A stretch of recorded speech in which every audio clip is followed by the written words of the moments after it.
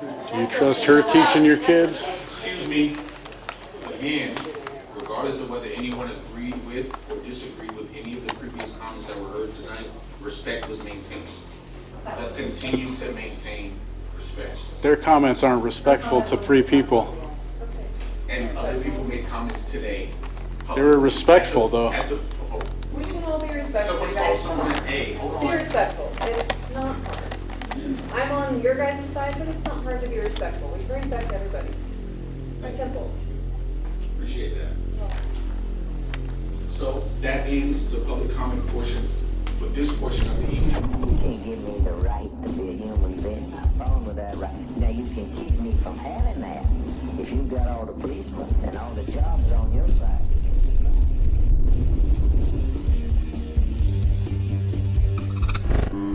Welcome back to the channel and thanks for joining me. This is a condensed version of comments made from a school board meeting in Spokane, Washington on August 11th, 2021. What you just heard was me speaking up right before I left, not being disrespectful. When even the people I'm trying to protect the freedom of tell me to be quiet and be respectful when I have been, there's not much to protect or stand for. Before I explain myself and give you a couple of the best comments on both sides of the masking at school issue, for personal reasons, I felt this mother's comment was the most important. And those of you that have followed my channel for at least a year will be familiar with my struggles with my son's school district. I encourage you to listen to all of the comments included in this video, even if you don't agree. My daughter is a rare cancer survivor. She was diagnosed when she was 2 years old, and it took us 5 years of traveling from here to New York to save her life. My kid didn't wear a mask in school all year last year. And not only did she not get sick, she didn't get anybody else sick either. Can you explain that to me? Do you know why that is? We came home from Maui on the 17th of March, and we left in one world and came home to another. And I've had to work through her PTSD because she wanted to know, does everyone have cancer? Mom, is everybody sick like me? No. I'm sorry, this is not as serious as everyone's making out to be. Yep, kids have died. Do you know how many people died in Washington State in 2019 of cancer? Do you know the number? 13,000. And none of you wore a mask. Probably none of you wore a mask. And you sent your kids to school sick, and you sent your kids to school with fevers, and people just sent their kids to school. And you had no idea that there were other people dying of cancer, and y'all went to the store, and you touched things, and where were you? You were nowhere.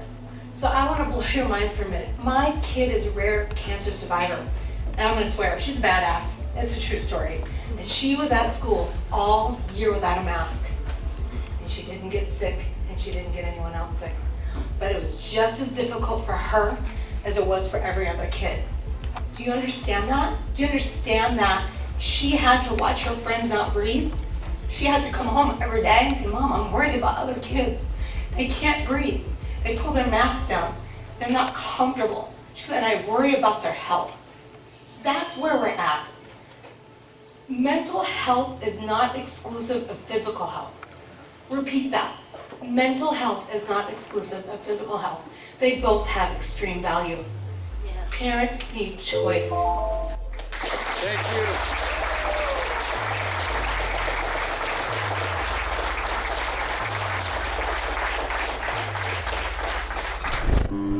I'm not going to break in here for too long, but I do need to say a few things about what you heard me speaking of in the opening clip and what you're about to hear. In the opening clip, you heard me say they, meaning the people thinking it's okay to force others who've done nothing to anyone else to do things like wear masks against their will in order to feel more comfortable themselves, or in some cases, solely to keep their job while doing the same activities. I said they are being disrespectful to us with their comments.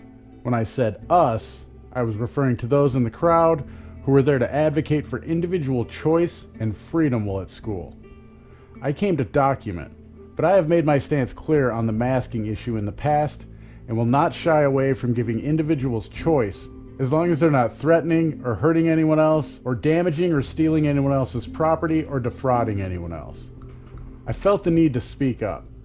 The threat of or use of monopolized force of the state is being used to coerce people to do things against their will. This is a violation of the non-aggression principle. We wouldn't put up with it if it were our neighbors or anyone else in our community, yet we put it up with our own government. Listen to the next two speakers who are speaking for choice instead of forcing our kids to wear masks.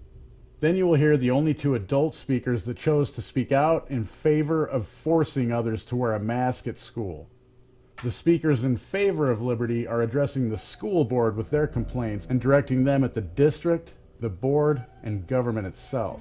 There don't seem to be any attacks on the people expressing an opposing viewpoint, as if this were a black and white issue anyhow. Contrast that to when you listen to those in favor of the district discriminating and forcing the donning of a ritualistic shame muzzle on all children, and who do you think they are addressing? At times, they are directly addressing the other people there to comment to the board on the same subject, and what they speak of seems pretty disrespectful to anyone there with an opposing viewpoint to me. What do you think? Please watch all 4 comments. They're only 2 minutes each, and then please share this with all your friends on social media. It's well past time to get this out and in the open and discuss things in our communities and neighborhoods. It's okay to get a little uncomfortable while discussing important issues. Violating the non-aggression principle while doing so is not okay. I want to thank you all for allowing me to speak. I didn't prepare a speech like some people, so I'm sorry if I stumble over my words. But I'm a father of 5, and I've watched my kids come home over the last year and a half struggling. From school at home, struggling academically, to my daughter crying at her first play date in months, seeing another friend. And then my daughter's crying going back to school for the first time and not being able to hug anyone. And this has affected them emotionally, and this is trauma that they're not ever going to get rid of. They will always remember how the school made them feel and how the state made them feel with these mandates. And now we're still struggling with these masks. I know if I put anything over my kid's face to stop them from being able to feel like they can breathe, or stop them from being able to feel like they can speak clearly, that would be abuse. As a parent, I am not allowed to do that. And as a school district telling us that we have to put something over a kid's face, if they feel that they cannot breathe properly, it should be considered the exact same thing. It doesn't matter what we think. The child is the one suffering. And we need to listen to them. And I've listened to my 5 kids suffer for the last year and a half dealing with this. And I would really like that to stop and us to be able to move forward as a family and as a community. I don't want my kids to be raised thinking other people are scary. I don't want my kids to be raised to think they can't be close to their neighbor, that they shouldn't be able to hug their friend, they shouldn't be able to shake hands. We have a problem in America where communities are falling apart across the nation. We have enough of a problem of kids stuck in their cell phones and not interacting with each other. And human beings are supposed to interact with each other. They're the healthiest, they learn the fastest, they're most productive when they are overall intertwined with the people around them in their communities. And this mask mandate forces our kids to be afraid and teaches our kids, you should be afraid, you shouldn't be near anyone. And I don't want that for my kids, and I don't think anyone else wants that for their kids. If you want to wear a mask, please do, but kids who think they don't need it, kids who feel, sorry. Yeah, thank you so much. I want to share with you guys really the story of my family during COVID and our story of school. You see, when you guys shut down the schools, you just shut them down and provided no help. And we had to take in another girl to help her learn and train her. And my wife had to teach our kids at home with absolutely no help, no plan, even though you guys had resources for homeschool. And when you guys decided to start up the school year of distance learning and everything else, my wife and I, we sat down and we said, is this board trustworthy? Do we trust what you guys are going to do next year, that you're not going to just, again, abandon us? And so we said, no, you weren't trustworthy. And we decided to homeschool last year. And it was incredibly hard. But one of the beautiful things is I and my family, we fortunately have resources. I've talked with friends and other families who don't have the ability to have one of the parents stay at home with the kids and teach them. And they've had to hire tutors because you guys have abandoned them this year in the schooling over COVID. And we are not letting our kids go back to school next year with you. I remember my kids when I was walking them to school and saying, I am so excited for them to go to public schools because that's where I went. But over this year, you have shown yourself not to be trustworthy. And you've shown that you are willing to abandon our children. And I think the mask mandate, I guess you do what you think you need to do, but you are losing faith in people, or people are losing faith in you over what you've done so far. And my kids are not going back to public schools because we no longer trust you.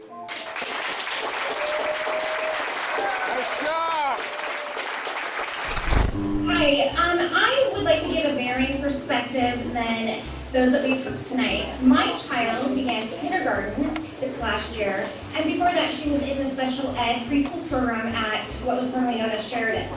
She then did the virtual learning for the rest of her preschool year and then entered into kindergarten halfway through for in-person learning. She was 5. She wore a mask. She did just fine. There was no trauma. She was keeping her classmates safe. And the way we approach this discussion is that this is a deadly virus raging the world, and in order to keep our neighbors safe, we need to wear a mask.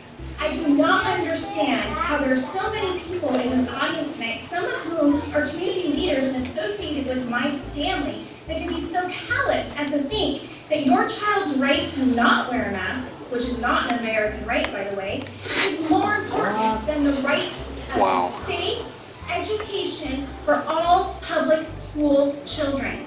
That includes wearing the mask to stop the spread of the communicable disease. Wow. This is absolutely ludicrous. It is not causing trauma to my 5-year-old nor to my 13-year-old middle schooler. I am appalled that people are standing here saying that it's not the school's job to institute safety procedures and that we can't be talking about critical race theory because that's the parents' job, yet you can't seem to find it within your own selves to talk about preserving our society. It is well within the state's rights to be doing this. I encourage everyone to look up Jacobson v. Mask 1905. Our government hasn't yet mandated that we get vaccines, but they could. Wearing a mask is the simplest, easiest step that we could take to preserve the health of not only our children, but the staff members and teachers who are on the front lines of this virus to help our children learn and grow every single day. Thank you. Please, everyone please. Next up, we have Erica Clark. So I wanted to speak tonight. Number one, to clear some things up. So I'm a staff member and I'm also a parent. I have a kindergartner from last year and a junior from last year who will be in first and 12th grade. Both of them wore masks to school. They went to school. My kindergartner learned how to wear a mask. He learned how to eat and put his mask back up. He learned that washing his hands was a really big, important deal. And SPS got it right every single step of the way. So for parents like me, who are also staff members, or maybe who aren't, who have health issues, underlying health issues that, or are immunocompromised, wearing masks is a really big deal. There's a lot of people I've heard, and my heart is broken actually hearing kids talk about just masks suck, we shouldn't have masks, because the truth is that the reason that we wear masks are to stop the droplets from spreading. And so for any of you who don't know that, you can look that information up on the CDC website or Mayo Clinic or any reputable medical website of how and why masks stop the virus from spreading. It is through droplets. As an educator, I just want to make a clarifying point also. We don't teach CRT in Spokane Public Schools, period. There is no We teach components of it. There's not that. That's not a thing. That's a college level course that's actually high college level, and kids would not understand that if we tried to teach it to them. Clearly, there's many in our audience who don't understand it either. Thank you very much. Thank you. Do you trust her teaching your kids? Excuse me. Again, regardless of whether anyone agreed with or disagreed with any of the previous comments that were heard tonight, respect was maintained. Let's continue to maintain respect. Their comments aren't respectful to free people. And other people made comments today. They were respectful, though. We can all be respectful, Someone called guys. Come someone on. an A. Hold Be on. respectful. It's not hard. I'm on your guys' side, but it's not hard to be respectful. We can respect everybody. Who do you let dictate your personal medical decisions? Some so-called expert whose ethics are already questionable because their salary is paid with money taken from people who are coerced to give it up against their will through veiled threats of force and violence? Or do you do your own independent research and come to your own conclusions that are best for your own health while taking into consideration the impact they have on others? Thank you again for supporting my channel.